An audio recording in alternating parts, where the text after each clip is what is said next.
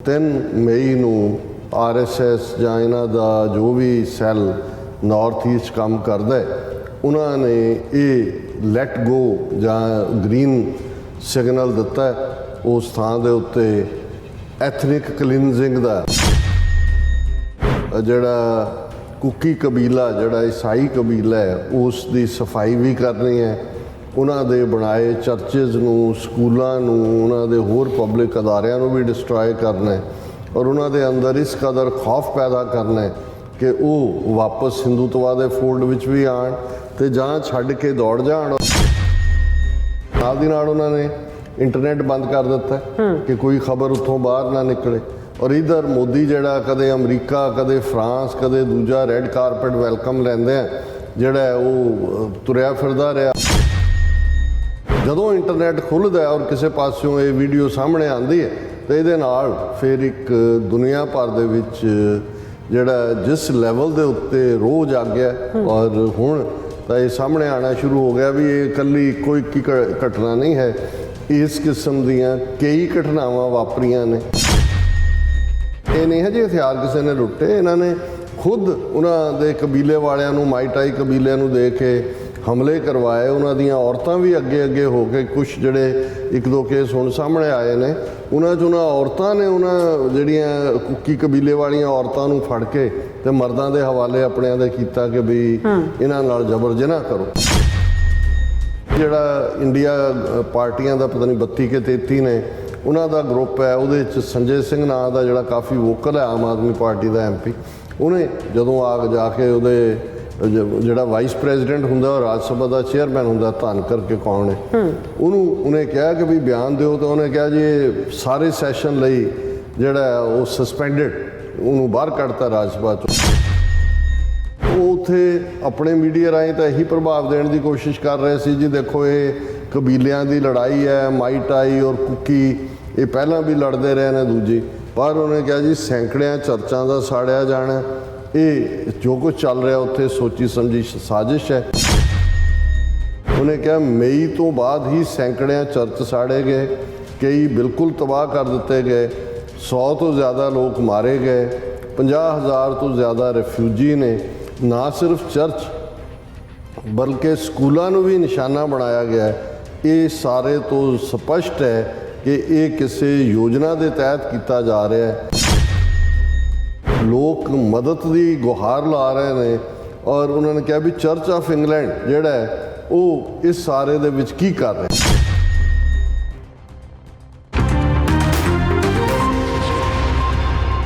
ਵਾਹਿਗੁਰੂ ਜੀ ਕਾ ਖਾਲਸਾ ਵਾਹਿਗੁਰੂ ਜੀ ਕੀ ਫਤਿਹ। ਅਸਲਾਮ ਵਾਲੇਕਮ, ਆਦਾਬ, ਅਰਜ਼ ਮੈਂ ਤੁਹਾਡੀ ਹੋਸਟ ਨੀਲਮ ਕੌਰ ਤੇ ਮੈਂ TV84 ਦੇ ਸਾਰੇ ਦਰਸ਼ਕਾਂ ਤੇ ਸਰੋਤਿਆਂ ਨੂੰ ਜੀ ਆਇਆਂ ਕਹਿੰਦੀ ਹਾਂ ਪ੍ਰੋਗਰਾਮ ਸੱਚੋ ਸੱਚ ਵਿੱਚ, ਜਿਹੜੇ ਇਸ ਪ੍ਰੋਗਰਾਮ ਨਾਲ ਦੇਸ਼ਾਂ ਵਿਦੇਸ਼ਾਂ ਤੋਂ ਜੁੜ ਚੁੱਕੇ ਨੇ। ਖਾਲਸਾ ਅਫੇਅਰ ਸੈਂਟਰ ਦੇ ਸੰਚਾਲਕ ਡਾਕਟਰ ਅਮਨਜੀਤ ਸਿੰਘ ਦੀ ਸਟੂਡੀਓ 'ਚ ਮੇਰੇ ਨਾਲ ਸ਼ਾਮਲ ਨੇ। ਉਹਨਾਂ ਨਾਲ ਗੱਲਬਾਤ ਕਰਕੇ ਅੱਜ ਦੇ ਅਹਿਮ ਇਸ਼ੂਜ਼ ਉੱਪਰ ਉਹਨਾਂ ਤੋਂ ਉਹਨਾਂ ਦਾ ਤਜਜ਼ੀਆ ਜਾਣਦੇ ਹਾਂ। ਜੀ ਡਾਕਟਰ ਸਾਹਿਬ ਵਾਹਿਗੁਰੂ ਜੀ ਕਾ ਖਾਲਸਾ ਵਾਹਿਗੁਰੂ ਜੀ ਕੀ ਫਤਿਹ। ਹਾਂਜੀ ਨੀਲਮ ਕੌਰ ਜੀ, ਤੁਹਾਨੂੰ ਵੀ ਤੇ ਦੁਨੀਆ ਭਰ 'ਚ ਬੈਠੇ ਸਾਡੇ ਬਹੁਤ ਹੀ ਪਿਆਰੇ ਸੋਹਣੇ ਸਿਆਣੇ TV84 ਦੇ ਵਿਊਅਰਸ ਨੂੰ ਵੀ ਵਾਹਿਗੁਰੂ ਜੀ ਕਾ ਖਾਲਸਾ ਵਾਹਿਗੁਰੂ ਜੀ ਕੀ ਫਤਿਹ ਤੇ ਸਾਡੇ ਬਹੁਤ ਹੀ ਪਿਆਰੇ ਮੁਸਲਮਾਨ ਭੈਣਾਂ ਭਰਾਵਾਂ ਨੂੰ ਅਸਲਾਮ ਵਾਲੇਕੁਮ। ਜੀ ਡਾਕਟਰ ਸਾਹਿਬ ਜੀ ਆਇਆਂ ਨੂੰ ਪ੍ਰੋਗਰਾਮ ਸੱਚੋ ਸੱਚ ਵਿੱਚ। ਬਹੁਤ ਮਿਹਰਬਾਨੀ ਜੀ ਡਾਕਟਰ ਸਾਹਿਬ ਅੱਜ 24 ਜੁਲਾਈ 2023 9 ਸਾਵਨ ਨਾਨਕਸ਼ਾਹੀ ਸੰਮਤ 555 ਦਾ ਦਿਨ ਹੈ ਤੇ ਡਾਕਟਰ ਸਾਹਿਬ ਪ੍ਰੋਗਰਾਮ ਸ਼ੁਰੂ ਕਰਨ ਤੋਂ ਪਹਿਲਾਂ ਅਸੀਂ ਦਰਸ਼ਕਾਂ ਤੇ ਸਰੋਤਿਆਂ ਨੂੰ ਹਮੇਸ਼ਾ ਤਰ੍ਹਾਂ ਦੱਸੀਏ ਵਿਊਅਰਸ, ਜੇ ਤੁਸੀਂ ਹੱਕ ਸੱਚ ਇਨਸਾਫ ਤੇ ਪੈਰਾ ਦਿੰਦਾ ਇੱਕੋ ਇੱਕ ਚੈਨਲ TV84 ਨੂੰ ਦੇਖਣਾ ਚਾਹੁੰਦੇ ਹੋ ਤਾਂ ਤੁਸੀਂ ਦੇਖ ਸਕਦੇ ਹੋ ਸਪੈਕਟਰਮ ਕੇਬਲ, RCN ਕੇਬਲ, ਬੈਲਫਿਲਮ ਕੈਨੇਡਾ, roku, ਜਾਦੂ ਬਾਕਸ, ਸ਼ਾਵਾ, ਫੇਸਬੁੱਕ TV84 ਦੀ ਐਪ ਰਾਹੀਂ online streaming and IP box ਤੇ ਤੁਸੀਂ TV84 ਨੂੰ ਦੇਖ ਸਕਦੇ ਹੋ। ਵਿਊਅਰਸ, ਜੇ ਤੁਸੀਂ TV84 ਨਾਲ ਜਾਂ ਪ੍ਰੋਗਰਾਮ ਸੱਚੋ ਸੱਚ ਨਾਲ ਫੇਸਬੁੱਕ ਰਾਹੀਂ ਜੁੜੇ ਤਾਂ ਇਸ ਨੂੰ ਵੱਧ ਲਾਈਕ ਕਰੋ ਤੇ ਸ਼ੇਅਰ ਕਰੋ ਅਤੇ ਨਾਲ ਹੀ YouTube ਤੇ ਸਬਸਕ੍ਰਾਈਬ ਵੀ ਕਰੋ। ਇਹ ਵੀ ਦੱਸ ਦਿਓ ਕਿ ਤੁਸੀਂ TV84 ਦੀ ਐਪ ਨੂੰ ਐਂਡਰੋਇਡ ਐਂਡ ਐਪ ਸਟੋਰ ਤੇ ਡਾਊਨਲੋਡ ਕਰਕੇ ਜੋ TV84 ਦੀ ਲਾਈਵ ਸਟ੍ਰੀਮ ਹੈ ਇਸ ਨੂੰ ਤੁਸੀਂ 24 ਆਵਰਸ ਦੇਖ ਸਕਦੇ ਹੋ। ਸੋ ਵਿਊਅਰਸ, ਪ੍ਰੋਗਰਾਮ ਦੀ ਸ਼ੁਰੂਆਤ ਕਰਨ ਜਾ ਰਹੇ ਹਾਂ। ਇਸ ਵੀਕ ਦਾ ਪਹਿਲਾ ਪ੍ਰੋਗਰਾਮ ਕਰਨ ਜਾ ਰਹੇ ਹਾਂ ਔਰ ਆਸ ਕਰਦੇ ਹਾਂ ਜਿਹੜਾ ਤੁਹਾਡਾ ਵੀਕਐਂਡ ਹੈ ਬਹੁਤ ਹੀ ਵਧੀਆ ਗੁਜ਼ਰਿਆ ਹੋਏਗਾ। ਸੋ ਅੱਜ ਦੇ ਪ੍ਰੋਗਰਾਮ ਦੇ ਵਿੱਚ ਵੀਕਐਂਡ ਦੇ ਹਵਾਲੇ ਨਾਲ ਤੇ ਜਿਹੜੀਆਂ ਕਰੰਟ ਇਸ਼ੂ ਦੇ ਹਵਾਲੇ ਨਾਲ ਤੇ ਸਪਾਂਸਰਸ਼ਿਪ ਦੇ ਹਵਾਲੇ ਨਾਲ ਗੱਲਬਾਤ ਕਰਨ ਜਾ ਰਹੇ ਹਾਂ। ਔਰ ਆਪਾਂ ਤੁਹਾਨੂੰ ਪਹਿਲਾਂ ਹੀ ਦੱਸ ਦਈਏ, ਜਿਹੜੇ ਤੁਹਾਡੇ YouTube ਦੇ ਉੱਪਰ ਮੈਸੇਜ ਹੁੰਦੇ ਨੇ ਜਾਂ Facebook ਤੇ ਲਾਈਵ ਮੈਸੇਜ ਹੁੰਦੇ ਨੇ, ਉਹ ਆਪਾਂ ਪ੍ਰੋਗਰਾਮ ਦੇ ਜਿਹੜਾ 5th ਵਾਲਾ ਆਪਣਾ ਸੈਗਮੈਂਟ ਹੈ ਉਸ ਦੇ ਵਿੱਚ ਆਪਾਂ ਡਿਸਕਸ ਕਰਾਂਗੇ। ਸੋ ਅਸੀਂ ਚਾਹਾਂਗੇ ਕਿ ਜਿਹੜੇ ਤੁਹਾਡੇ ਵਿਚਾਰ ਨੇ, ਤੁਹਾਡੇ ਮੈਸੇਜ ਨੇ, ਉਹ ਸਾਨੂੰ ਤੁਸੀਂ ਲਿਖਦੇ ਰਹੋ। ਐਂਡ ਆਫ ਦਾ ਜਿਹੜਾ ਹੋਏਗਾ ਆਪਣਾ ਪ੍ਰੋਗਰਾਮ, ਸੋ ਉਹਦੇ ਵਿੱਚ ਆਪਾਂ ਉਹਨਾਂ ਨੂੰ ਲਵਾਂਗੇ। ਸੋ ਹੁਣ ਆਪਾਂ ਆਪਣੇ ਪ੍ਰੋਗਰਾਮ ਦੀ ਸ਼ੁਰੂਆਤ ਕਰਨ ਜਾ ਰਹੇ ਹਾਂ ਅੱਜ ਦੀ ਜਿਹੜੀ ਸਪਾਂਸਰਸ਼ਿਪ ਦੇ ਬਾਰੇ ਨਾਲ ਕਿ ਅੱਜ ਦੇ ਪ੍ਰੋਗਰਾਮ ਸੱਚੋ ਸੱਚ ਨੂੰ ਸਪਾਂਸਰ ਕੀਤਾ ਗਿਆ ਹੈ ਕੈਲਗਰੀ ਤੋਂ ਨਵਤੇਜ ਸਿੰਘ ਜੀ ਹੋਰਾਂ ਵੱਲੋਂ। ਸੋ ਉਹਨਾਂ ਬੇਨਤੀ ਕੀਤੀ ਹੈ ਕਿ ਗੁਰੂ ਗ੍ਰੰਥ ਸਾਹਿਬ ਜੀ ਦਾ ਜਿਹੜਾ ਪੱਲਾ ਹੈ ਉਹ ਫੜੀਏ। ਜੋ ਹਾਲਾਤ ਅੱਜ ਬਣ ਗਏ ਹਨ, ਜੇ ਅਸੀਂ ਆਪਣੀਆਂ ਜੜ੍ਹਾਂ ਵੱਲ ਨਹੀਂ ਮੁੜੇ ਤਾਂ ਆਉਣ ਵਾਲੀਆਂ ਪੀੜ੍ਹੀਆਂ ਦੇ ਦੇਣਦਾਰ ਹੋਵਾਂਗੇ।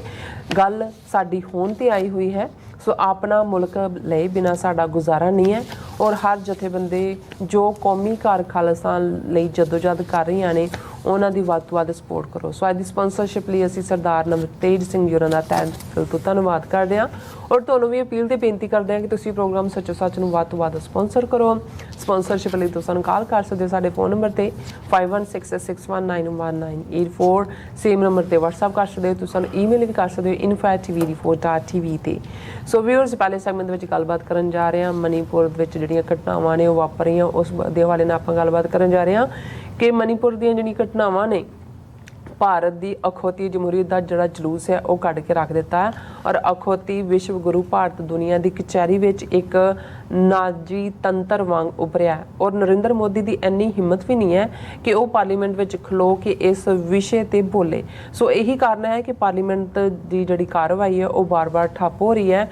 ਔਰ ਸਿਆਣਿਆਂ ਨੇ ਠੀਕ ਹੀ ਕਿਹਾ ਕਿ ਜਿਹੜਾ ਝੂਠ ਨੂੰ ਭਾਵੇਂ 100 ਪਰਦਿਆਂ ਵਿੱਚ ਲੁਕੋ ਲਓ, ਉਹ ਇੱਕ ਦਿਨ ਜੱਗ ਜ਼ਾਹਰ ਹੋ ਹੀ ਜਾਂਦਾ ਹੈ। ਸੋ ਇਸ ਬਾਰੇ ਆਪਾਂ ਗੱਲਬਾਤ ਕਰਨ ਜਾ ਰਹੇ ਹਾਂ। ਸੋ ਅਸੀਂ ਚਾਹਾਂਗੇ ਕਿ ਦੋਸਤਾਂ ਨੇ ਇਸੇ ਤਰ੍ਹਾਂ ਬਣੇ ਰਹਿਣਾ। ਦੇਖਣ ਸੁਣ ਲਈ ਤੁਹਾਡਾ ਸਭ ਦਾ ਬਹੁਤ ਸ਼ੁਕਰੀਆ ਜੀ। ਡਾਕਟਰ ਸਾਹਿਬ ਕੀ ਕਹਿਣਾ ਚਾਹੋਗੇ? ਦੇਖੋ, ਸਭ ਤੋਂ ਪਹਿਲਾਂ ਤਾਂ ਅਸੀਂ ਵੀ ਆਪਣੇ ਸਾਰੇ ਵਿਊਅਰਸ ਨੂੰ ਵੈਲਕਮ ਕਹਿੰਦੇ ਹਾਂ। ਨਵਾਂ ਵੀਕ ਸ਼ੁਰੂ ਹੋਇਆ। ਹਾਂਜੀ, ਕਿਉਂ ਨਹੀਂ। ਔਰ ਅਸੀਂ ਉਹਨਾਂ ਸਾਰਿਆਂ ਦਾ ਹੀ ਸ਼ੁਕਰੀਆ ਅਦਾ ਕਰਦੇ ਹਾਂ ਜਿਨ੍ਹਾਂ ਨੇ ਪਿਛਲੇ ਦਿਨਾਂ 'ਚ ਸਾਡੀ ਸਿਹਤ ਦੀ ਜਿਹੜਾ ਕਾਮਨਾ ਕਰਦੇ ਆ, ਪੋਜ਼ਿਟਿਵ ਅਰਦਾਸ ਕੀਤੀ, ਦੁਆ ਕੀਤੀ। ਬਹੁਤ ਸਾਰਿਆਂ ਨੇ ਹੌਸਲੇ ਦੇ ਸੁਨੇਹੇ ਵੀ ਭੇਜੇ। ਵੈਸੇ ਜਿਹੜੇ ਸੀਜ਼ਨਲ ਸਿਕਨੈਸਿਸ ਹੁੰਦੀਆਂ ਨੇ, ਫਲੂ ਹੈ ਜਾਂ ਸੋਰ ਥਰੋਟ ਹੈ, ਪਰ ਇਹ ਤੁਹਾਨੂੰ ਯਾਦ ਦਹਾਨੀ ਵੀ ਕਰਵਾ ਦਿੰਦਾ। ਮੈਂ ਅਕਸਰ ਪੇਸ਼ੈਂਟ ਲਫ਼ਜ਼ ਜਿਹੜਾ ਪੇਸ਼ੈਂਸ 'ਚੋਂ ਹੀ ਆਇਆ। ਸੋ ਜ਼ਾਹਰ ਹੈ ਕਿ ਵੀ ਜਿਹੜਾ ਸਬਰ ਹੈ ਉਹ ਵੀ ਤੁਹਾਨੂੰ ਸਿਖਾਉਂਦਾ ਹੈ। ਔਰ ਇਹ ਵੀ ਯਾਦ ਦਹਾਨੀ ਕਰਵਾਉਂਦਾ ਹੈ ਕਿ ਭਾਈ ਅਲਟੀਮੇਟਲੀ ਸਭ ਕੁਝ ਵੱਡੀ ਖੇਡ ਦੇ ਵਿੱਚ ਵਾਪਰਦਾ ਹੈ। ਔਰ ਕੋਈ ਵੀ ਚੀਜ਼ ਜਿਹਨੂੰ ਅਸੀਂ ਮੰਨ ਕੇ ਤੁਰਦੇ ਹਾਂ ਕਿ ਵੀ ਇਹ ਬਿਲਕੁਲ ਠੀਕ ਔਰ ਸਟੇਬਲ ਹੈ, ਉਹਦੇ 'ਚ ਕਦੋਂ ਕਿਹੜਾ ਪੁਰਜਾ ਹਿੱਲ ਜਾਏ, ਇਹ ਰੱਬ ਦਾ ਮਹਿਕਮਾ ਕੋਲ ਉਹਨੇ ਰੱਖਿਆ ਹੋਇਆ। ਅੱਜ ਦੇ ਪ੍ਰੋਗਰਾਮ ਨੂੰ ਵੀਰ ਨਵਤੇਜ ਸਿੰਘ ਕੈਲਗਰੀ ਉਹਨਾਂ ਨੇ ਸਪਾਂਸਰ ਕੀਤਾ। ਉਹਨਾਂ ਨੇ ਬਿਲਕੁਲ ਠੀਕ ਕਿਹਾ ਕਿ ਅਲਟੀਮੇਟਲੀ ਜੇ ਸਾਡੇ ਹਰ ਇੱਕ ਦੇ ਜੀਵਨ ਦਾ ਕੋਈ ਧੁਰ ਹੈ, ਜਿਹਨੂੰ ਅਸੀਂ ਮਸ਼ੀਨਰੀ ਦੀ ਜਦੋਂ ਗੱਲ ਹੁੰਦੀ ਹੈ ਤੇ ਸੈਂਟਰਲ ਐਕਸਲ ਕਿਹਾ ਜਾਂਦਾ। ਸੈਂਟਰਲ ਐਕਸਲ ਧੁਰਾਈ ਹੁੰਦਾ, ਉਹਦੇ ਦੁਆਲੇ ਹੀ ਹਰ ਚੀਜ਼ ਘੁੰਮਦੀ ਹੈ। ਤੇ ਇਨਸਾਨੀ ਵਜੂਦ ਦਾ ਮਰਕਜ਼ ਜਾਂ ਸੈਂਟਰ ਜਾਂ ਧੁਰਾ ਤੇ ਅਲਟੀਮੇਟਲੀ ਰੱਬ ਹੈ। ਮਨ ਤੂੰ ਜੋਤ ਸਰੂਪ ਹੈ, ਆਪਣਾ ਮੂਲ ਪਛਾਣ। ਇਹ ਹਦਾਇਤ ਵੀ ਕੀਤੀ ਹੈ ਕਿ ਵੀ ਤੂੰ ਹੈ ਇਨਸਾਨ, ਤੂੰ ਬਾਡੀ ਨਹੀਂ ਹੈ। ਤੂੰ ਸਿਰਫ 5 ਤੱਤਾਂ ਦਾ ਜਾਂ ਖਾਣ ਪੀਣ, ਸੌਣ, ਪ੍ਰਜਨਨ, ਇੱਥੋਂ ਤੱਕ ਤੂੰ ਮਹਿਦੂਦ ਨਹੀਂ ਹੈ। ਤੇਰਾ ਵਜੂਦ ਜਿਹੜਾ ਹੈ ਉਹ ਨੂਰ ਚੋਂ ਨਿਕਲਿਆ, ਉਸ ਰੱਬ ਦੀ ਜੋਤ ਚੋਂ ਨਿਕਲਿਆ। ਔਰ ਇਸੇ ਲਈ ਜਦੋਂ ਅਸੀਂ ਕਬੀਰ ਸਾਹਿਬ ਦਾ ਇਹ ਫਰਮਾਨ ਦੁਹਰਾਉਂਦੇ ਕਿ ਅਵਲ ਅੱਲਾਹ ਨੂਰ ਉਪਾਇਆ, ਕਿ ਸਭ ਤੋਂ ਪਹਿਲਾਂ ਰੱਬ ਨੇ ਨੂਰ ਪੈਦਾ ਕੀਤਾ। ਔਰ ਨੂਰ ਹੀ ਰੱਬ ਦਾ ਰੂਪ ਹੈ। ਅਵਲ ਅੱਲਾਹ ਨੂਰ ਉਪਾਇਆ, ਕੁਦਰਤ ਕੇ ਸਭ ਬੰਦੇ, ਏਕ ਨੂਰ ਤੇ ਸਭ ਜਗ ਉਪਜਿਆ, ਕੌਣ ਭਲੇ ਕੋ ਮੰਦਾ। ਹੁਣ ਇੱਕ ਚੋਂ ਸਭ ਦੀ ਹੋਂਦ ਹੈ। ਸੋ ਇਸ 'ਚ ਜਿੱਥੇ ਸਾਨੂੰ ਇਹ ਯਾਦ ਦਹਾਨੀ ਕਰਵਾਈ ਹੈ ਕਿ ਵੀ ਅਸੀਂ ਉਸ ਰੱਬ ਦੇ ਆਪਣੇ ਰੂਪ 'ਚੋਂ ਹੀ ਇਹ ਸਾਰੀ ਕ੍ਰੀਏਸ਼ਨ ਹੋਈ ਹੈ, ਉੱਥੇ ਇਹ ਵੀ ਯਾਦ ਦਹਾਨੀ ਕਰਵਾਈ ਕਿ ਉਸੇ ਹੀ ਰੱਬ ਨੇ ਸਾਰੀ ਕਾਇਨਾਤ ਨੂੰ ਪੈਦਾ ਕੀਤਾ ਹੈ, ਸਾਰੀ ਵਨਸਪਤੀ, ਐਨੀਮਲਸ, ਹਿਊਮਨ ਬੀਇੰਗਸ। ਤੇ ਫਿਰ ਉਸੇ ਹੀ ਰੱਬ ਦੇ ਪੈਦਾ ਕੀਤਿਆਂ 'ਚ ਕੌਣ ਭਲਾ ਤੇ ਕੌਣ ਮਾੜਾ ਹੋ ਸਕਦਾ ਹੈ। ਇਸ ਦਾ ਮਤਲਬ ਹੈ ਕਿ ਲੋਗਾ ਭਰਮ ਨਾ ਭੂਲੋ ਭਾਈ, ਖਾਲਕ ਖਲਕ ਖਲਕ ਮੈਂ ਖਾਲਕ ਪੂਰ ਰਹੋ ਸਭ ਥਾਈਂ। ਕਿ ਲੋਕੋ ਭਰਮ ਦੇ ਵਿੱਚ ਨਾ ਆਓ, ਭੁਲੇਖੇ ਦੇ ਵਿੱਚ ਨਾ ਆਓ। ਉਹ ਰੱਬ ਖੁਦ ਖਲਕਤ ਦੇ ਵਿੱਚ ਵਸਦਾ ਹੈ ਤੇ ਖਲਕਤ ਉਸ ਰੱਬ ਦੀ ਕੀਤੀ ਹੋਈ ਹੈ।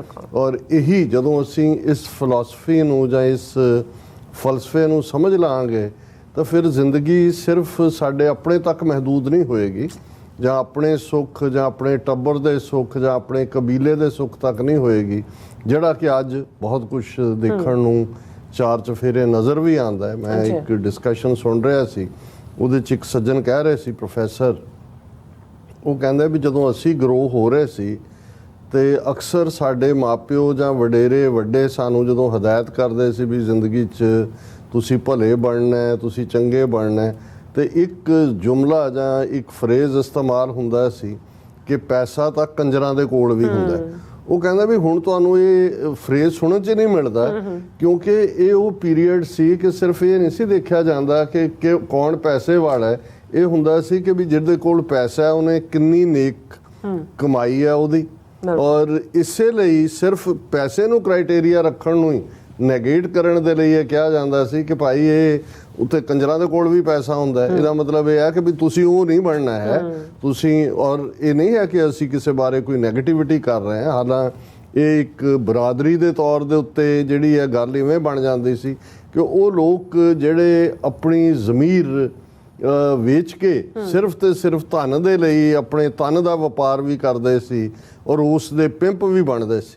ਔਰ ਇਸੇ ਦੇ ਉੱਤੇ ਹੀ ਮੈਂ ਅਨਵਰ ਮਸੂਦ ਪਾਕਿਸਤਾਨ ਦੇ ਬਹੁਤ ਅੱਛੇ ਹਿਊਮਰਿਸਟ ਵੀ ਨੇ ਔਰ ਵੈਰੀ ਬ੍ਰਿਲੀਅੰਟ ਮੈਨ, ਉਹਨਾਂ ਦਾ ਇੱਕ ਲੇਟੈਸਟ ਸੁਣ ਰਿਹਾ ਸੀ ਤੇ ਉਹਨਾਂ ਨੇ ਕਿਸੇ ਹੋਰ ਦੇ ਹਵਾਲੇ ਨਾਲ ਉਹਨਾਂ ਦੀ ਡੈਥ ਐਨੀਵਰਸਰੀ ਦੇ ਉੱਤੇ ਕਮੈਂਟ ਕਰਦਿਆਂ ਕਿਹਾ, ਉਹਨਾਂ ਨੇ ਗੱਲ ਕੀਤੀ, ਉਹਨਾਂ ਨੇ ਕਿਹਾ ਜੀ ਵੀ ਸੁਣਿਆ ਕਿ ਹੀਰਾ ਮੰਡੀ ਲਾਹੌਰ ਹੁਣ ਬੰਦ ਹੋ ਗਈ ਹੈ, ਤੇ ਨਾਲ ਹੀ ਉਹਨਾਂ ਨੇ ਕਿਹਾ ਵੀ ਇਸ ਲਈ ਕਿਉਂਕਿ ਹੁਣ ਜ਼ਮੀਰ ਫਰੋਸ਼ ਜ਼ਿਆਦਾ ਹੋ ਗਏ ਨੇ। ਇਹ ਇੰਨਾ ਡੂੰਘਾ ਇਹ ਕਾਟ ਕਰਨ ਵਾਲੀ ਗੱਲ ਹੈ ਕਿ ਵੀ ਉਹ ਲੋਕ ਤਾਂ ਕਿਸ ਮਜਬੂਰੀ ਵਸ ਜਾਂ ਕਿਵੇਂ ਆਪਣੇ ਸਰੀਰਾਂ ਦੇ ਸੌਦੇ ਕਰਦੇ ਸੀ।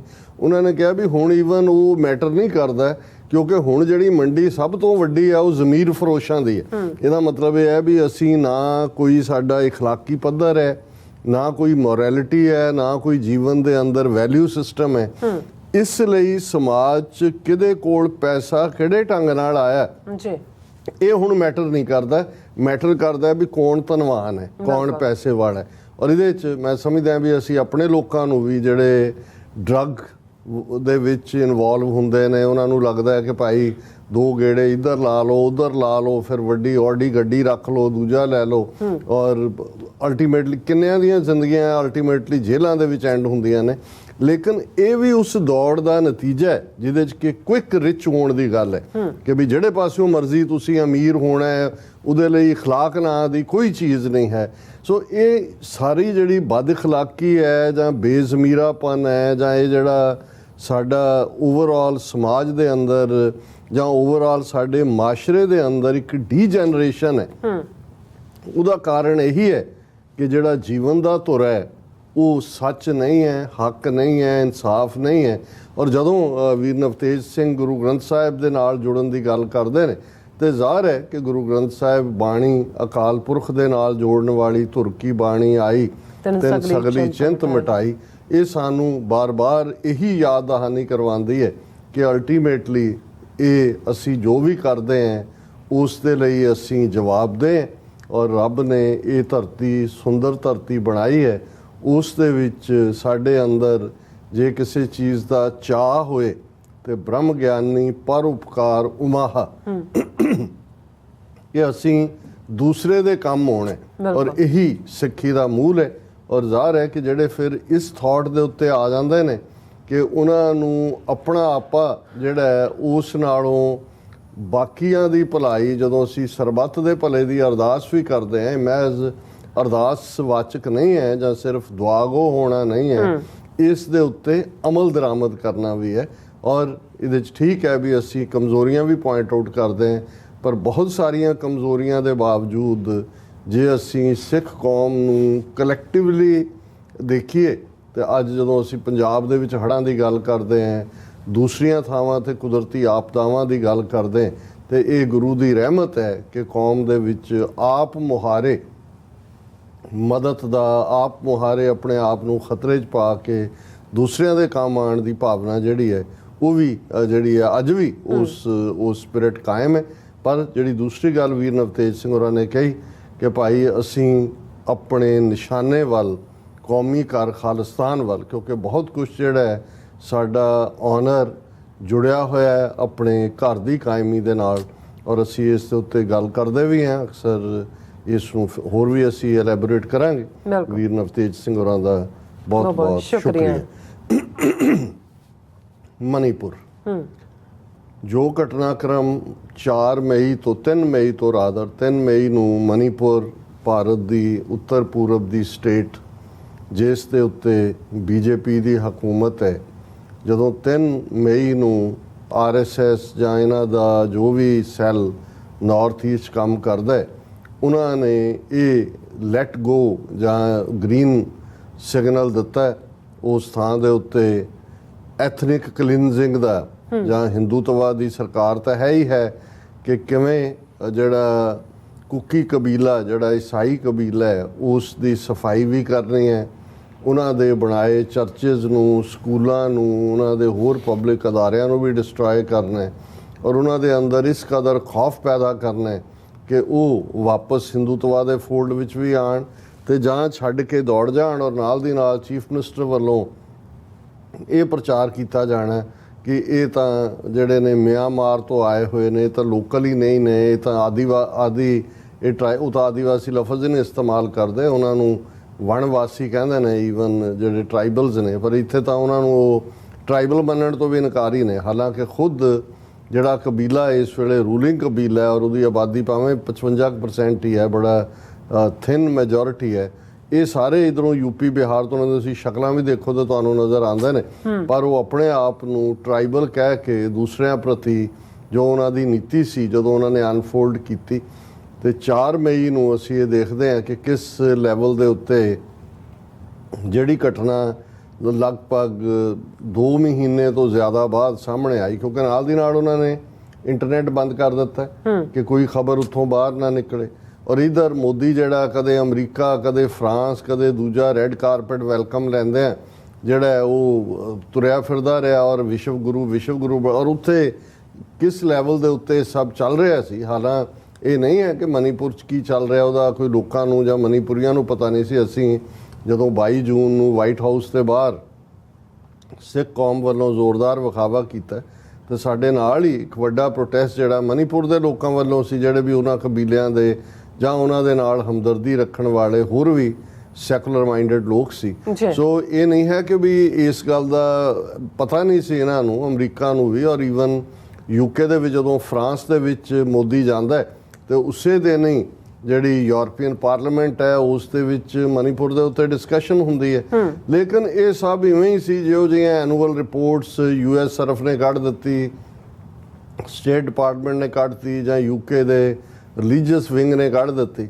ਲੇਕਿਨ ਜਦੋਂ ਇਹ ਵੀਡੀਓ ਜਿਹੜੀ ਕਿ 4 ਮਈ ਨੂੰ ਵਾਪਰਦੀ ਹੈ, ਜਿਸ ਦੇ ਵਿੱਚ ਕਿਵੇਂ ਹਜ਼ਾਰਾਂ ਜਿਹੜੇ ਮਾਈਤਾਈ ਜਾਂ ਮੈਟੇਈ ਵੀ ਉਹਨਾਂ ਨੂੰ ਕਹਿੰਦੇ ਨੇ, ਕਬੀਲੇ ਵਾਲੇ ਹਿੰਦੂਤਵੀ ਨੇ ਜਿਹੜੇ, ਉਹਨਾਂ ਦੀ ਭੀੜ 2 ਬੀਬੀਆਂ ਨੂੰ ਕਿਵੇਂ ਉਹ ਡਿਸਆਨਰ ਕਰਦੀ ਹੈ, ਉਹਨਾਂ ਦੇ ਨਾਲ ਜਬਰ ਜਨਾਹ ਹੁੰਦਾ ਹੈ, ਕਿਉਂਕਿ 2 ਮਹੀਨੇ ਤਾਂ ਇੰਟਰਨੈਟ ਹੀ ਬੰਦ ਸੀ।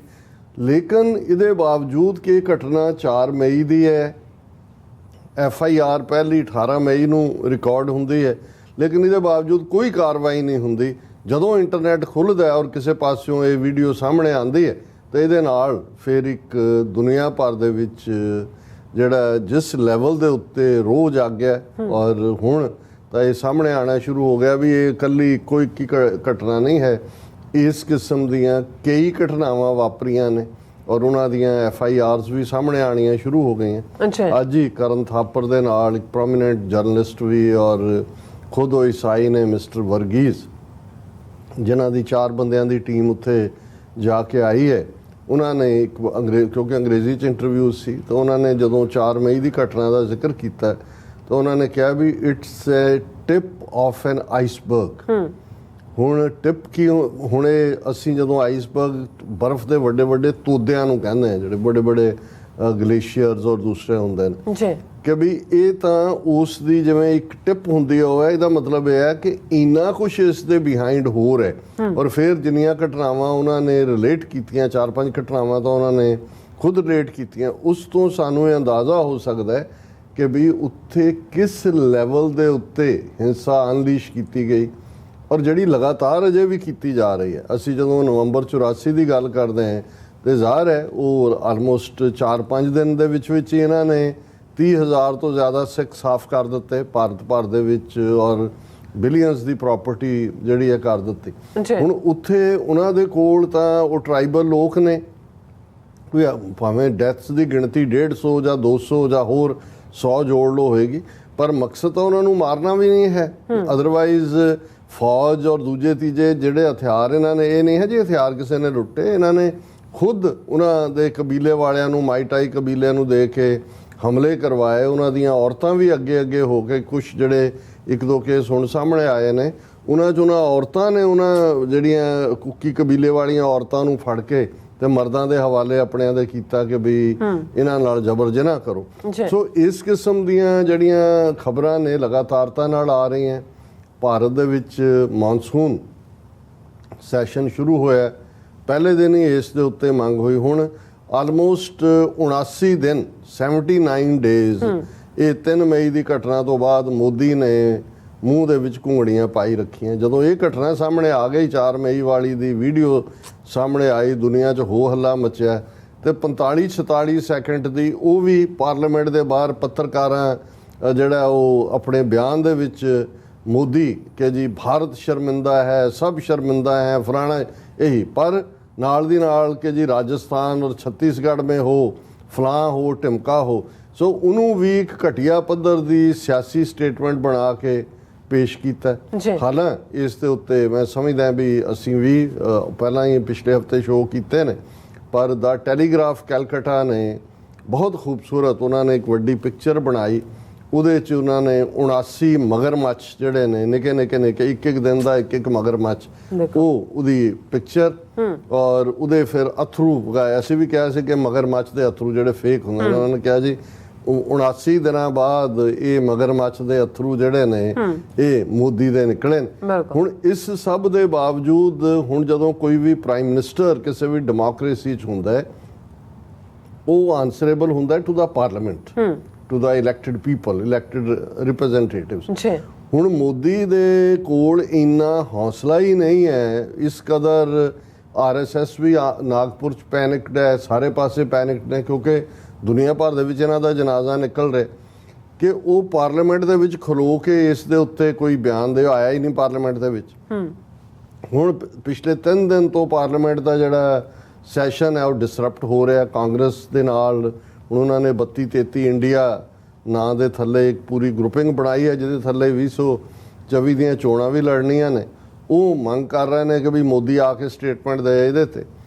ਅਪਰ ਹਾਊਸ ਦੇ ਵਿੱਚ, ਰਾਜ ਸਭਾ ਦੇ ਵਿੱਚ ਵੀ ਉਹੀ ਜਿਹੜਾ ਇੰਡੀਆ ਪਾਰਟੀਆਂ ਦਾ ਪਤਾ ਨਹੀਂ 32 ਕਿ 33 ਨੇ, ਉਹਨਾਂ ਦਾ ਗਰੁੱਪ ਹੈ। ਉਹਦੇ ਵਿੱਚ ਸੰਜੇ ਸਿੰਘ ਨਾਂ ਦਾ ਜਿਹੜਾ ਕਾਫੀ ਵੋਕਲ ਹੈ ਆਮ ਆਦਮੀ ਪਾਰਟੀ ਦਾ MP, ਉਹਨੇ ਜਦੋਂ ਆ ਜਾ ਕੇ ਉਹਦੇ ਜਿਹੜਾ ਵਾਈਸ ਪ੍ਰੈਜ਼ੀਡੈਂਟ ਹੁੰਦਾ ਉਹ ਰਾਜ ਸਭਾ ਦਾ ਚੇਅਰਮੈਨ ਹੁੰਦਾ, ਧੰਨ ਕਰਕੇ ਕੌਣ ਹੈ, ਉਹਨੇ ਕਿਹਾ ਕਿ ਵੀ ਬਿਆਨ ਦਿਓ, ਤਾਂ ਉਹਨੇ ਕਿਹਾ ਜੀ ਸਾਰੇ ਸੈਸ਼ਨ ਲਈ ਜਿਹੜਾ ਉਹ ਸਸਪੈਂਡਡ, ਉਹਨੂੰ ਬਾਹਰ ਕੱਢਤਾ ਰਾਜ ਸਭਾ 'ਚ। ਔਰ ਹੁਣ ਬਾਹਰ ਨਿਕਲ ਕੇ ਸਾਰੇ ਪਾਰਲੀਮੈਂਟੇਰੀਅਨ ਜਿਹੜੇ ਨੇ ਆਪੋਜੀਸ਼ਨ ਵਾਲੇ, ਉਹ ਗਾਂਧੀ ਦੇ ਸਟੈਚੂ ਦੇ ਉੱਤੇ ਧਰਨੇ ਤੇ ਬੈਠੇ ਹੋਏ ਨੇ। ਔਰ ਦੂਸਰਾ, ਸੋ ਇੱਕ ਪਾਸੇ ਜ਼ਾਹਰ ਹੈ ਕਿ ਵੀ ਜਿਸ ਗੱਲ ਨੂੰ ਲੁਕਾਉਣ ਦੇ ਲਈ ਅਸੀਂ ਦੇਖਦੇ ਹਾਂ ਵੀ 3-4 ਮਈ ਦੀਆਂ ਘਟਨਾਵਾਂ ਕਿਵੇਂ ਮਹੀਨਿਆਂ ਵਧੀ, ਉੱਥੇ ਉਹ ਲਗਾਤਾਰਤਾ ਨਾਲ ਐਥਨਿਕ ਕਲੀਨਜ਼ਿੰਗ ਚੱਲ ਰਹੀ ਹੈ ਔਰ ਕੋਈ ਨਹੀਂ ਸੀ। ਲੇਕਿਨ ਅਲਟੀਮੇਟਲੀ ਜਿਵੇਂ ਤੁਸੀਂ ਕਿਹਾ ਕਿ ਵੀ ਸੱਚ 100 ਪਰਦੇ ਫਾੜ ਕੇ ਵੀ ਬਾਹਰ ਆ ਜਾਂਦਾ, ਤੁਸੀਂ ਉਸ ਨੂੰ ਜਿੰਨਾ ਮਰਜ਼ੀ, ਹਾਲਾਂਕਿ ਸਿਆਣਿਆਂ ਦੇ ਇਸ ਦੇ ਉੱਤੇ ਬਹੁਤ ਅਖਾਣ ਨੇ,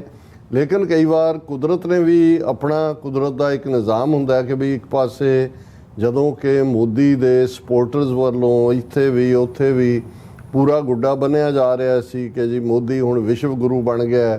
ਦੇਖੋ ਬਾਈਡਨ ਨੇ ਕਿਵੇਂ ਉਹਨੂੰ ਰੈੱਡ ਕਾਰਪੇਟ ਵੈਲਕਮ ਦਿੱਤਾ, ਫਰਾਂਸ ਦੇ ਪ੍ਰੈਜ਼ੀਡੈਂਟ ਮੈਕਰਨ ਨੇ ਤਾਂ ਉਹਦੇ ਪੈਰੀਂ ਹੱਥ ਲਾ ਲਿਆ ਔਰ ਹੁਣ ਵਿਸ਼ਵ ਗੁਰੂ ਤੇ ਫਲਾਣਾ ਤੇ ਢਿਮਕਾ ਇੱਕ ਘਟਨਾ। ਹਾਲਾਂ ਇਹ ਨਹੀਂ ਹੈ ਵੀ ਇਹ ਪਹਿਲੀ ਵਾਰ ਹੋਇਆ ਜਾਂ ਅਖੀਰਲੀ ਵਾਰ ਹੋਏਗਾ। ਅਸੀਂ ਆਲਰੇਡੀ ਨਵੰਬਰ 84, 2002 ਗੁਜਰਾਤ, 2008-9 ਦੇ ਵਿੱਚ ਕੰਧਮਾਲ ਔਰ ਉੜੀਸਾ ਦੇ ਵਿੱਚ, ਫਿਰ ਉੜੀਸਾ ਦੇ ਵਿੱਚ ਹੀ ਜੋ ਕੁਛ ਜਿਹੜਾ ਡਾਕਟਰ ਗ੍ਰੈਮ ਔਰ ਉਹਦੇ 2 ਬੱਚਿਆਂ ਨੂੰ ਜਿਉਂਦੇ ਸਾੜਨ ਦੀ ਘਟਨਾ ਸੀ, ਔਰ ਕਿਵੇਂ ਭਾਰਤ ਭਰ ਦੇ ਵਿੱਚ ਗੁਜਰਾਤ ਹੋਏ, ਯੂਪੀ ਹੋਏ, ਦਲਿਤ ਬੱਚੀਆਂ ਦੇ ਨਾਲ, ਆਦੀਵਾਸੀ ਬੱਚੀਆਂ ਦੇ ਨਾਲ ਕੀ ਹੁੰਦਾ। ਲੇਕਿਨ ਕਈ ਵਾਰ ਕਿਸੇ ਘਟਨਾ ਦਾ ਕੁਛ ਇਸ ਕਿਸਮ ਦਾ ਦਬਾਅ ਬਣਦਾ ਕਿ ਉਸ ਦੇ ਵਿੱਚ ਸਭ ਕੁਝ ਹੀ ਉਛਲ ਕੇ ਬਾਹਰ ਆ ਜਾਂਦਾ। ਹੁਣ ਇਸ ਵੇਲੇ ਜੇ ਸਾਦਾ ਪੰਜਾਬੀ 'ਚ ਕਹਿਣਾ ਹੋਏ ਕਿ ਭਾਰਤ ਦੇ ਉੱਤੇ 4 ਚਫੇਰਿਓਂ ਥੂ ਥੂ ਹੋ ਰਹੀ ਹੈ, ਔਰ ਉਹੀ ਵਲੈਤ ਜਿਹਦੇ ਰਿਸ਼ੀ ਸੋਨਕ ਨੂੰ ਜਿਹੜਾ ਲਾਲ ਮੌਲੀ ਦਾ ਧਾਗਾ ਔਰ ਗਾਂ ਮਾਤਾ ਦਾ ਪੁਜਾਰੀ ਔਰ ਜੋ RSS ਦਾ ਏਜੰਡਾ ਸਿੱਖਾਂ ਨੂੰ, ਕਸ਼ਮੀਰੀਆਂ ਨੂੰ ਦੱਬਣ ਦਾ ਹੈ, ਉਸ ਦੇ ਉੱਤੇ ਬਿਲਕੁਲ ਸਹੀ ਪਾ ਰਿਹਾ ਸੀ। ਜੋ ਉੱਥੇ ਅਜੀਤ ਡੋਭਲ ਔਰ ਆ ਕੇ ਬੈਠੇ ਜੋ ਕੁਛ ਕਰ ਰਹੇ ਸੀ, ਜਿਹਦੇ ਕਮਾਂਡ ਦੇ ਥੱਲੇ ਜਿਹੜਾ ਜੋ ਕੁਛ UK ਦੇ ਵਿੱਚ ਇੱਕ ਸੁਪਰੈਸ਼ਨ ਦਾ ਜਾਂ ਸਿੱਖਾਂ ਨੂੰ ਡੀਫੇਮ ਕਰਨ ਦਾ ਦੌਰ ਤੁਰਿਆ ਹੋਇਆ। ਹੁਣ ਉਸੇ ਬ੍ਰਿਟੇਨ ਦੇ ਵਿੱਚ ਹੀ ਉਸੇ ਪਾਰਲੀਮੈਂਟ ਦੇ ਵਿੱਚ ਮੋਦੀ ਦਾ ਜਲੂਸ ਨਿਕਲ ਰਿਹਾ ਔਰ ਇਹਦੇ ਤੇ ਕਵਰੇਜ ਦੁਨੀਆ ਭਰ 'ਚ ਹੈ ਕਿ ਭਾਈ CNN ਤੇ ਚੱਲ ਰਿਹਾ ਹੈ, ਨਿਊਯਾਰਕ ਟਾਈਮਜ਼ ਨੇ ਇਸ ਦੇ ਉੱਤੇ ਬਹੁਤ ਸਟਰੋਂਗ ਲਾਈਨ ਲਈ ਹੈ, ਗਾਰਡੀਅਨ ਨੇ ਲਈ ਹੈ। ਤੇ ਬ੍ਰਿਟਨ ਦੀ ਪਾਰਲੀਮੈਂਟ ਦੇ ਵਿੱਚ ਜਿਹੜੀ ਇਸੀ ਰਿਸ਼ੀ ਸੋਨਕ ਦੀ ਸਪੈਸ਼ਲ ਐਨਵੋਏ ਹੈ ਰਿਲੀਜੀਅਸ ਮੈਟਰਸ ਦੇ ਉੱਤੇ, ਉਸ ਦਾ ਨਾਮ ਹੈ ਫਿਓਨਾ ਬਰੂਸ। ਉਸ ਨੇ ਬੜੀ ਡੀਟੇਲ ਸਟੇਟਮੈਂਟ ਦਿੱਤੀ ਹੈ ਪਾਰਲੀਮੈਂਟ 'ਚ ਖਲੋ ਕੇ, ਔਰ ਉਹ ਕੱਲੀ ਉਹ ਮੈਂਬਰ ਪਾਰਲੀਮੈਂਟ ਵੀ ਹੈ ਔਰ ਜਿਹੜੀ ਉਹਨਾਂ ਦੀ ਸਪੈਸ਼ਲ ਰਿਲੀਜੀਅਸ ਫਰੀडम ਕਮੇਟੀ ਹੈ ਉਹਨੂੰ ਵੀ ਹੈਡ ਕਰਦੀ ਹੈ। ਉਹਨੇ ਇਹ ਕਿਹਾ ਕਿ ਮਨੀਪੁਰ ਦੀ ਹਿੰਸਾ ਦੇ ਵਿੱਚ ਸੈਂਕੜਿਆਂ ਚਰਚ ਸਾੜੇ ਗਏ ਨੇ ਔਰ ਇਹ ਜੋ ਵੀ ਹੋਇਆ ਇਹ ਸੋਚੀ ਸਮਝੀ ਸਾਜ਼ਿਸ਼ ਹੈ। ਇਹ ਬੜੀ ਕੀਮਤੀ ਗੱਲ ਹੈ ਕਿਉਂਕਿ ਹੁੰਦਾ ਜੀ ਹੁਣ ਉਹ ਉੱਥੇ ਆਪਣੇ ਮੀਡੀਆ ਰਾਹੀਂ ਤਾਂ ਇਹੀ ਪ੍ਰਭਾਵ ਦੇਣ ਦੀ ਕੋਸ਼ਿਸ਼ ਕਰ ਰਹੇ ਸੀ ਜੀ ਦੇਖੋ ਇਹ ਕਬੀਲਿਆਂ ਦੀ ਲੜਾਈ ਹੈ, ਮਾਈਟਾਈ ਔਰ ਕੁਕੀ ਇਹ ਪਹਿਲਾਂ ਵੀ ਲੜਦੇ ਰਹੇ ਨੇ ਦੂਜੀ, ਪਰ ਉਹਨੇ ਕਿਹਾ ਜੀ ਸੈਂਕੜਿਆਂ ਚਰਚਾਂ ਦਾ ਸਾੜਿਆ ਜਾਣਾ, ਇਹ ਜੋ ਕੁਝ ਚੱਲ ਰਿਹਾ ਉੱਥੇ ਸੋਚੀ ਸਮਝੀ ਸਾਜ਼ਿਸ਼ ਹੈ। ਉਹਨੇ ਕਿਹਾ ਮਈ ਤੋਂ ਬਾਅਦ ਹੀ ਸੈਂਕੜਿਆਂ ਚਰਚ ਸਾੜੇ ਗਏ, ਕਈ ਬਿਲਕੁਲ ਤਬਾਹ ਕਰ ਦਿੱਤੇ ਗਏ, 100 ਤੋਂ ਜ਼ਿਆਦਾ ਲੋਕ ਮਾਰੇ ਗਏ, 50,000 ਤੋਂ ਜ਼ਿਆਦਾ ਰਿਫਿਊਜੀ ਨੇ। ਨਾ ਸਿਰਫ ਚਰਚ ਬਲਕਿ ਸਕੂਲਾਂ ਨੂੰ ਵੀ ਨਿਸ਼ਾਨਾ ਬਣਾਇਆ ਗਿਆ। ਇਹ ਸਾਰੇ ਤੋਂ ਸਪਸ਼ਟ ਹੈ ਕਿ ਇਹ ਕਿਸੇ ਯੋਜਨਾ ਦੇ ਤਹਿਤ ਕੀਤਾ ਜਾ ਰਿਹਾ ਹੈ। ਧਰਮ ਇਹਨਾਂ ਹਮਲਿਆਂ ਦੇ ਪਿੱਛੇ ਵੱਡਾ ਫੈਕਟਰ ਹੈ। ਸੋ ਹੁਣ ਕਿਸੇ ਨੂੰ ਕੋਈ ਭੁਲੇਖਾ ਨਹੀਂ ਹੈ ਕਿ ਵੀ ਇਹ ਕੋਈ ਟਰਾਈਬਲ ਵਾਇਲੈਂਸ ਨਹੀਂ ਹੈ ਕਿ 2 ਕਬੀਲੇ ਆਪਸ 'ਚ ਲੜ ਰਹੇ ਨੇ। ਬ੍ਰਿਟਿਸ਼ ਪਾਰਲੀਮੈਂਟ 'ਚ ਖਲੋ ਕੇ ਉਹਨਾਂ ਦੀ ਜਿਹੜੀ ਰਿਲੀਜੀਅਸ MP ਵੀ ਹੈ ਔਰ ਰਿਲੀਜੀਅਸ ਉਸ ਵਿੰਗ ਦੇ ਇੰਚਾਰਜ ਵੀ ਹੈ, ਉਹਦੀ ਇਹ ਸਟੇਟਮੈਂਟ ਹੈ। ਨਾਲ ਹੀ ਉਹਨੇ ਕਿਹਾ ਕਿ ਵੀ ਇਸ ਸਭ ਦੇ ਬਾਵਜੂਦ ਬਹੁਤ ਘੱਟ ਰਿਪੋਰਟਿੰਗ ਹੋ ਰਹੀ ਹੈ, ਲੋਕ ਮਦਦ ਦੀ ਗੁਹਾਰ ਲਾ ਰਹੇ ਨੇ ਔਰ ਉਹਨਾਂ ਨੇ ਕਿਹਾ ਵੀ ਚਰਚ ਆਫ ਇੰਗਲੈਂਡ ਜਿਹੜਾ ਹੈ ਉਹ ਇਸ ਸਾਰੇ ਦੇ ਵਿੱਚ ਕੀ ਕਰ ਰਿਹਾ। ਹੁਣ ਇਸ ਗੱਲ ਦਾ ਧਿਆਨ ਰਿਹਾ ਕਿ ਵੀ ਬੇਸ਼ੱਕ ਸਿਸਟਮ ਪਾਰਲੀਮੈਂਟਰੀ ਹੈ UK ਦੇ ਵਿੱਚ, ਪਰ ਜਿਹੜਾ ਕਿੰਗ ਹੈ ਜਿਵੇਂ ਹੁਣ ਚਾਰਲਸ ਹੈ ਉਹ ਚਰਚ ਆਫ ਇੰਗਲੈਂਡ ਦਾ ਮੁਖੀਆ ਵੀ ਹੈ। ਇੱਕੋ ਵੇਲੇ ਉਹ ਚਰਚ ਆਫ ਇੰਗਲੈਂਡ ਨੂੰ ਵੀ ਹੈਡ ਕਰਦਾ ਹੈ ਔਰ ਮੁਲਕ ਦਾ ਕਿੰਗ ਵੀ ਹੈ।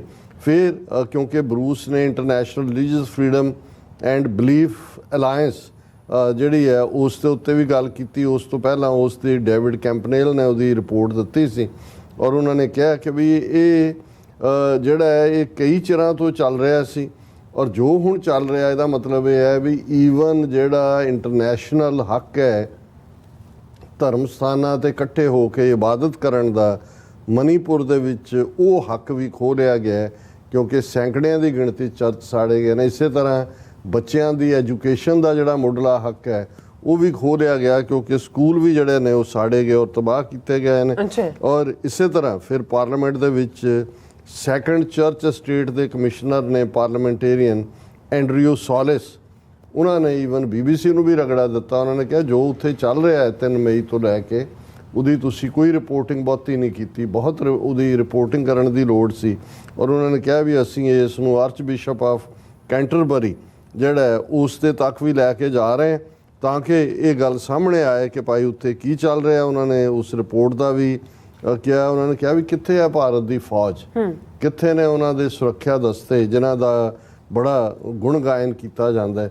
ਕਿ ਪਿਛਲੇ 2 ਮਹੀਨੇ ਤੋਂ ਜ਼ਿਆਦਾ ਤੋਂ 79 ਦਿਨ ਤੋਂ ਜ਼ਿਆਦਾ, ਹੁਣ ਜਦੋਂ ਅਸੀਂ ਗੱਲ ਕਰ ਰਹੇ ਹਾਂ ਹਫਤਾ ਤਾਂ ਸਾਨੂੰ ਹੋ ਗਿਆ ਗੱਲ ਕਰਦੇ, ਸੋ ਅਸੀਂ ਸਮਝਦੇ ਹਾਂ ਵੀ ਹੁਣ ਇਕੱਲਾ ਇਹ ਨਹੀਂ ਹੈ ਵੀ ਉੱਥੋਂ ਤੱਕ ਸੀਮਤ ਹੈ। ਜਦੋਂ ਤੁਸੀਂ ਖਬਰ ਦੇਖਦੇ ਹੋ, Manipur violence might reach Assam from Mizoram after threat from ex-militant groups over viral video। ਹੁਣ ਕਿਉਂਕਿ ਮਨੀਪੁਰ ਦੇ ਵਿੱਚ ਤਾਂ ਇਹਨਾਂ ਦੀ ਹਕੂਮਤ ਹੈ ਬੀਜੇਪੀ ਦੀ, ਔਰ ਉਹ ਜਿਹੜਾ ਚੀਫ ਮਿਨਿਸਟਰ ਹੈ ਉਹ ਮਾਈਟਸ ਹੈ, ਉਹ ਅੱਗੇ ਹੋ ਕੇ ਹਿੰਸਾ ਕਰਵਾ ਰਿਹਾ। ਲੇਕਿਨ ਮਿਜ਼ੋਰਮ 'ਚ ਜਿਹੜਾ ਇਹਨਾਂ ਦਾ ਬੀਜੇਪੀ ਦਾ ਹੀ ਵਾਈਸ ਪ੍ਰੈਜ਼ੀਡੈਂਟ ਸੀ, ਉਹਨੇ ਰਿਜ਼ਾਈਨ ਕੀਤਾ ਕਿਉਂਕਿ ਇਹ ਕੁਕੀ ਟਰਾਈਬ ਵਾਲੇ ਨਾ ਸਾਰੀਆਂ ਸਟੇਟਾਂ 'ਚ ਹੀ ਨੇ, ਥੋੜਾ ਨੰਬਰ ਹੈ ਉਹਨਾਂ ਦਾ। ਹੁਣ ਉਹਨਾਂ ਨੇ ਮਿਜ਼ੋਰਮ ਦੇ ਵਿੱਚ ਇਹਨਾਂ ਨੂੰ ਧੁਰ ਲਿਆ ਮਾਈਟਸ ਨੂੰ, ਉੱਥੋਂ ਹੁਣ ਉਹ ਦੌੜੇ ਨੇ ਇਹ ਦੂਜਾ। ਸੋ ਮਤਲਬ ਇਹ ਹੈ ਵੀ ਇਸ ਵੇਲੇ ਜਿਹੜਾ ਨਾਰਥ ਈਸਟ ਹੈ ਉਹ ਪੂਰੀ ਤਰ੍ਹਾਂ ਸੜ ਰਿਹਾ, ਉਸ ਪਾਸੇ ਵੱਲ ਵੱਧ ਰਿਹਾ, ਔਰ ਇਹਨਾਂ ਦਾ ਜਲੂਸ ਨਿਕਲ ਰਿਹਾ। ਔਰ ਇਹਦੇ ਤੇ ਹੀ ਕਾਂਗਰਸ ਨੇ ਕਿਹਾ ਕਿ prime minister Modi scared of speaking on Manipur inside parliament. ਉਹਨੇ ਕਿਹਾ ਜੀ ਉਹ ਡੇਅਰ ਹੀ ਨਹੀਂ ਕਰ ਪਾ ਰਿਹਾ ਕਿ ਵੀ ਉਹ ਆ ਕੇ ਬੋਲੇ। ਔਰ ਅਮਿਤ ਸ਼ਾਹ ਹਾਲਾਂਕਿ ਕਹਿ ਰਹੇ ਜੀ ਅਸੀਂ ਡਿਬੇਟ ਲਈ ਤਿਆਰ ਹਾਂ, ਅਸੀਂ ਦੂਜੇ ਹਾਂ, ਆਪੋਜੀਸ਼ਨ ਨਹੀਂ ਚਾਹੁੰਦੀ। ਪਰ ਇਹ ਠੀਕ ਹੈ ਆਪੋਜੀਸ਼ਨ ਦੀ ਡਿਮਾਂਡ ਕਿ ਮੋਦੀ ਹੈਡ ਕਰਦਾ ਇੰਡੀਅਨ ਸਟੇਟ ਨੂੰ, ਮੋਦੀ ਆ ਕੇ ਜਿਹੜਾ ਇਸ ਦੇ ਉੱਤੇ ਕਲੀਅਰਲੀ ਆਪਣਾ ਸਟੈਂਡ ਦੇ ਕਿ ਵੀ ਜੋ ਉੱਥੇ ਚੱਲ ਰਿਹਾ ਇੰਨਾ ਵਕਤ ਬੀਤਣ ਦੇ ਬਾਵਜੂਦ ਪਹਿਲਾਂ ਤਾਂ ਇਹ ਸਾਰੀਆਂ ਖਬਰਾਂ ਕਿਉਂ ਦਬਾਈਆਂ ਗਈਆਂ ਔਰ ਕੀ ਐਕਸ਼ਨ ਲਿਆ ਗਿਆ। ਪਰ ਅਜੇ ਤੱਕ ਤਾਂ ਇਹਨਾਂ ਨੇ ਇੰਨਾ ਵੀ ਨਹੀਂ ਕੀਤਾ ਹੈ ਕਿ ਚੀਫ ਮਿਨਿਸਟਰ ਨੂੰ ਹੀ ਕਹਿਣਗੇ ਵੀ ਤੂੰ ਅਸਤੀਫਾ ਦੇ ਦੇ। ਹਾਲਾਂ ਜਿਹੜੀ ਮਨੀਪੁਰ ਦੀ ਗਵਰਨਰ ਹੈ ਬੀਬੀ, ਉਹਨੇ ਵੀ ਕਿਹਾ ਜੀ ਮੈਂ ਜ਼ਿੰਦਗੀ 'ਚ ਇੱਦਾਂ ਦੇ ਦਿਨ ਕਦੇ ਨਹੀਂ ਦੇਖੇ ਜਾਂ ਦੂਜੇ। ਲੇਕਿਨ ਕਿਉਂਕਿ ਜੋ ਮਨੀਪੁਰ ਦਾ ਸੀਐਮ ਕਰ ਰਿਹਾ ਇਹ ਨਹੀਂ ਹੈ ਵੀ ਉਹਦੇ ਤੋਂ ਕੰਟਰੋਲ ਨਹੀਂ ਹੋਇਆ ਜਾਂ ਉਹ ਕੰਟਰੋਲ ਨਹੀਂ ਕਰ ਰਿਹਾ, ਜੋ ਕਰ ਰਿਹਾ ਇਹੀ ਨਾਗਪੁਰ ਦਾ ਏਜੰਡਾ ਹੈ ਕਿ 2-4 ਦਿਨ ਰੌਲਾ ਪੈਂਦਾ ਹੁੰਦਾ, ਉਸ ਤੋਂ ਬਾਅਦ ਚੁੱਪ ਹੋ ਜਾਂਦਾ ਹੈ। ਤੇ ਇਹਨਾਂ ਦੀ ਸਫਾਈ ਕਰੋ ਈਸਾਈਆਂ ਦੀ, ਕਿਉਂਕਿ ਇਹੀ ਬਿਲਕੁਲ ਜੋ ਨਾਜ਼ੀ ਆਈਡੀਓਲੋਜੀ ਦੀ ਤਰਜ਼ ਦੇ ਉੱਤੇ ਕਰ ਰਹੇ ਨੇ ਉਹ ਮੁਸਲਮਾਨਾਂ ਨਾਲ ਹੋਏ, ਈਸਾਈਆਂ ਨਾਲ ਹੋਏ, ਸਿੱਖਾਂ ਨਾਲ ਹੋਏ, ਦਲਿਤਾਂ ਨਾਲ ਹੋਏ, ਕਿਉਂਕਿ ਇਹਨਾਂ ਨੇ ਮਨੂ ਸਮ੍ਰਿਤੀ ਦੇ ਤਹਿਤ ਹੀ ਰਾਜ ਕਰਨਾ। ਪਰ ਇੱਕ ਚੰਗੀ ਗੱਲ ਹੈ ਕਿ ਜਿਹੜਾ ਇਹਨਾਂ ਦਾ ਝੂਠ ਦਾ ਗੁੱਡਾ ਇਹਨਾਂ ਨੇ ਕਾਫੀ ਦੇਰ ਦਾ ਬੰਨਿਆ ਹੋਇਆ ਸੀ, ਉਹ ਘੱਟੋ ਘੱਟ ਦੁਨੀਆ ਦੀ ਕਚਹਿਰੀ ਦੇ ਵਿੱਚ European parliament, British parliament, CNN ਔਰ ਇੰਟਰਨੈਸ਼ਨਲ ਮੀਡੀਆ ਇਸ ਦੀ ਚਰਚਾ ਕਰਦਾ ਤੇ ਭਾਰਤ ਦਾ ਜਿਹੜਾ ਇਹ ਝੂਠ ਦਾ ਫੇਕ ਇੰਡੀਆ ਨੂੰ ਜਿਵੇਂ ਸੁਪਰ ਪਾਵਰ ਬਣਾਇਆ ਹੋਇਆ ਸੀ ਉਹਨਾਂ ਨੇ, ਉਹਦਾ ਕਾਫੀ ਪਾਜ ਮਲਮਾ ਜਿਹੜਾ ਉਹ ਉਗੜ ਗਿਆ। ਜੀ ਡਾਕਟਰ ਸਾਹਿਬ ਤੁਹਾਡਾ ਬਹੁਤ ਬਹੁਤ ਸ਼ੁਕਰੀਆ। ਸਾਥੀ ਨੇ ਬ੍ਰੇਕ ਔਰ ਬ੍ਰੇਕ ਤੇ ਜਾਣ ਤੋਂ ਪਹਿਲਾਂ ਅਸੀਂ ਆਪਣੇ ਦਰਸ਼ਕਾਂ ਤੇ ਸਰੋਤਿਆਂ ਨੂੰ ਅਪੀਲ ਤੇ ਬੇਨਤੀ ਕਰਦੀ ਵਿਊਅਰਸ, ਜਿਸ ਤਰ੍ਹਾਂ ਕਿ ਤੁਸੀਂ ਜਾਣਦੇ ਹੋ ਕਿ TV 84 ਇੱਕ ਪੰਥਕ ਚੈਨਲ ਹੈ ਔਰ TV 84 ਦੀ ਚੜ੍ਹਦੀ ਕਲਾ ਲਈ ਵੱਧ ਤੋਂ ਵੱਧ ਡੋਨੇਟ ਕਰੋ। ਡੋਨੇਟ ਕਰਨ ਲਈ ਸਾਡੀ ਵੈਬਸਾਈਟ TV84.tv ਤੇ ਜਾ ਕੇ ਪੇਪਲ ਦੀ ਵਰਤੋਂ ਕਰਕੇ 1 ਟਾਈਮ ਡੋਨੇਟ ਕਰ ਸਕਦੇ ਹੋ, ਮੰਥਲੀ ਡੋਨੇਟ ਵੀ ਕਰ ਸਕਦੇ ਹੋ। ਤੁਸੀਂ TV 84 ਦੇ ਨਾਮ ਤੇ ਚੈੱਕ ਬਣਾ ਕੇ ਸਾਨੂੰ ਮੇਲ ਵੀ ਕਰ ਸਕਦੇ ਹੋ ਸਾਡੇ ਇਸ ਪਤੇ ਤੇ 36-01 37th ਐਵਨਿਊ, ਲੌਂਗ ਆਈਲੈਂਡ ਸਿਟੀ, ਨਿਊਯਾਰਕ 11101 USA, ਜਾਂ ਫਿਰ ਤੁਸੀਂ ਸਾਨੂੰ ਫੋਨ ਰਾਹੀਂ ਵੀ ਸੰਪਰਕ ਕਰ ਸਕਦੇ ਹੋ 5166619184। ਤੁਸੀਂ ਸਾਨੂੰ ਈਮੇਲ ਵੀ ਕਰ ਸਕਦੇ ਹੋ info@tv84.tv ਤੇ। ਅਸੀਂ ਤੁਹਾਡੇ ਤਹਿ ਦਿਲ ਤੋਂ ਸ਼ੁਕਰਗੁਜ਼ਾਰ ਹੋਵਾਂਗੇ। ਸੋ ਇੱਥੇ ਲੈਂਦੇ ਹਾਂ ਬ੍ਰੇਕ। ਵਿਊਅਰਸ ਤੁਸੀਂ ਸਾਨੂੰ ਇਸੇ ਤਰ੍ਹਾਂ ਬਣੇ ਰਹਿਣਾ, ਮਿਲਦੇ ਹਾਂ ਆਫਟਰ ਦਿਸ ਸ਼ਾਰਟ ਬ੍ਰੇਕ।